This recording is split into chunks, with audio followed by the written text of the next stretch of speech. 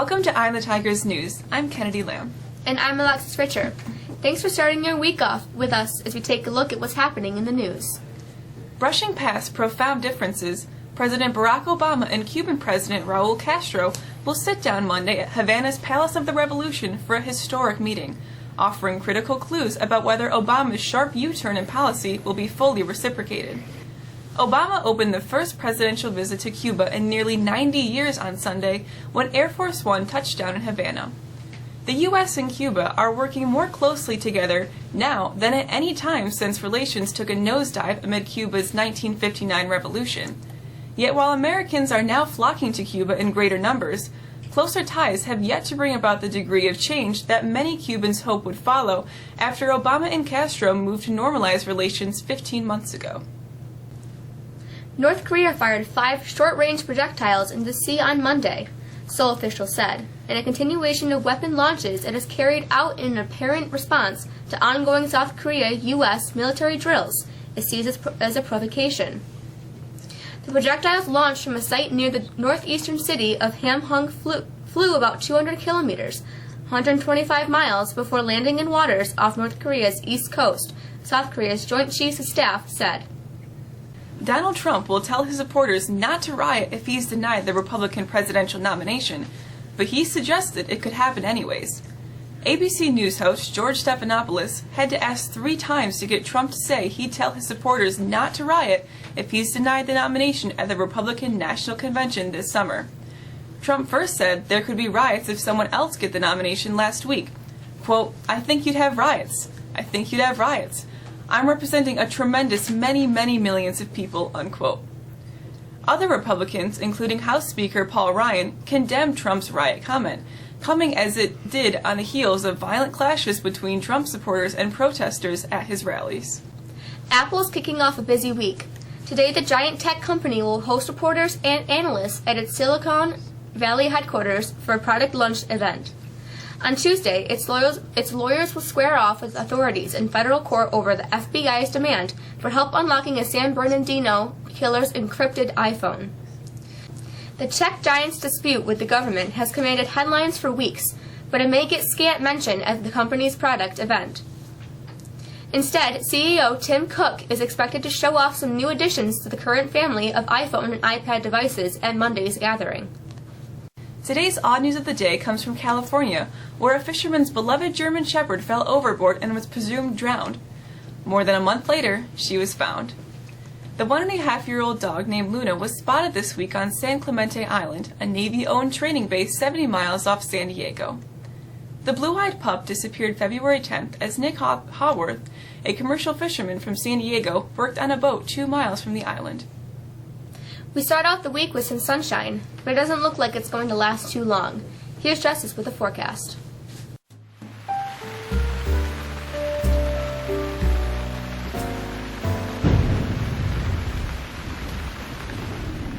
We're not exactly in love with the forecast, but of course, we can just deliver the news, both good and bad. And this week's forecast isn't that good.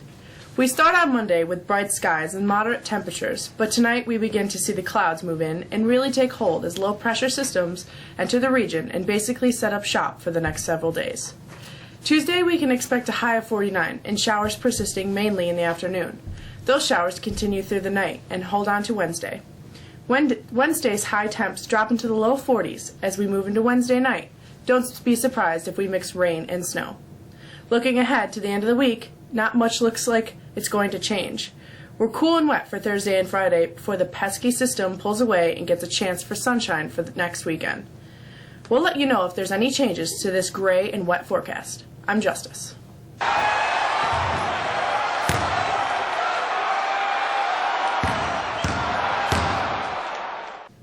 Syracuse, which endured an 0-4 start in the ACC and a 1-5 finish to the season before barely getting into the NCAA tournament, is now headed to the Sweet 16. Syracuse pulled away from a plucky Middle Tennessee for a 75-50 win in the second round of the NCAA tournament here at the Scottrade Center on Sunday. Syracuse will face Gonzaga in the Midwest Region semifinals on Friday in Chicago. It's the 14th trip to the Sweet 16 for Syracuse since the NCAA tournament expanded to 64 teams in 1985. Michael Benajay led the Orange with 23 points. Tyler Lydon came off the SU bench to score 14. Tyler Robertson had 12 points and 9 rebounds before leaving the game with 12 minutes left after hitting his head on the court when Lydon knocked him down as the two went for a rebound. Robertson returned with just under 3 minutes remaining. SU will take on the 11th-seeded Zags on Thursday in Chicago with a tip time of 9:40, and the game will be on CBS. Here's a recap of the craziness that is March Madness.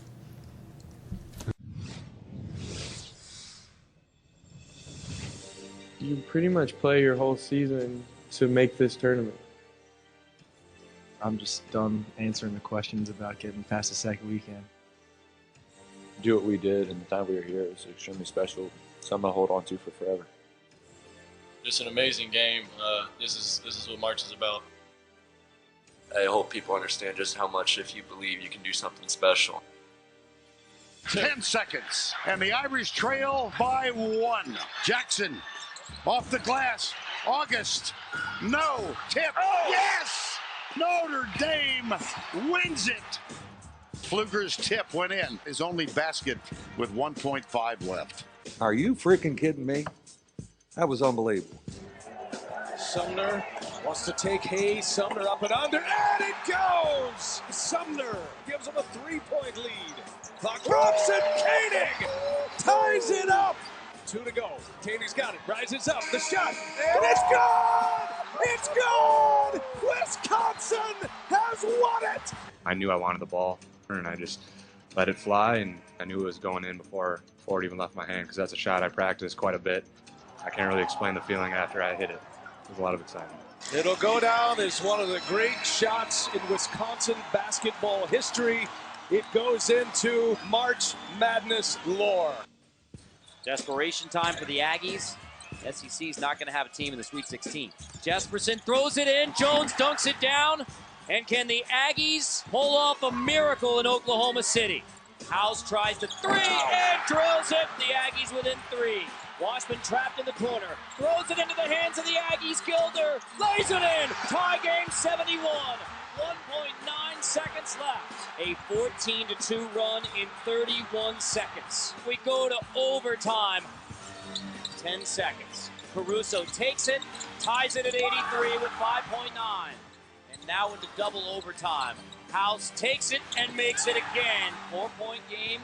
The Aggie season was over with 44 seconds left in regulation, and now they're on to the Sweet 16 in Anaheim. Craziest game I've been a part of.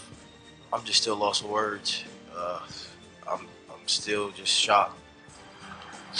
We should be moving on. We were 30 seconds away from getting one step closer to our goals. I'm sure it's going to hurt a little bit more in the morning, even knowing that we're not playing next week.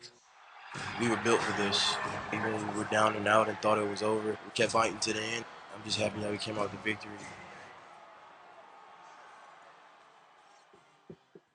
Syracuse women's basketball team also will move on as they outlasted a tough Albany team yesterday for a 76-59 in a second-round NCAA tournament game in the Carrier Dome, a result that advances SU to Sioux Falls, South Dakota, for the program's first-ever Sweet 16.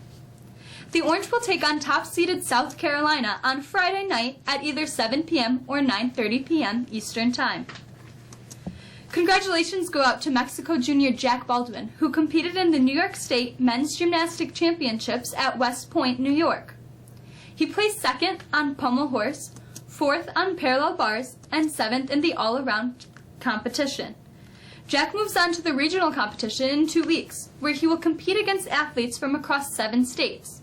That's it for sports. I'm Abby Garrett. A look at our calendar shows the city is having a career expo on Wednesday, March 23rd in the morning. This is for juniors and seniors looking for employment after high school. Information is available in student services. This Thursday, March 24th, BOCES City will be closed. Students should plan to pick up a permission slip from the main office to be dismissed during the BOCES class time. The Spring Blood Drive is Thursday, March 31st, in the high school gymnasium. If you would like to donate blood, please sign up during your lunch or see Mr. Deckman in room 103 to reserve a time slot. Down payments for the senior trip to Ohio are now being accepted. The first down payment is due Monday, March 28th. And finally, there will be no classes this Friday, March 25th, for Good Friday and Passover. That's it for us today. As always, we appreciate you joining us. For the staff of Eye on the Tigers News, I'm Kennedy Lamb. And I'm Alexis Pritchard. Have a great day.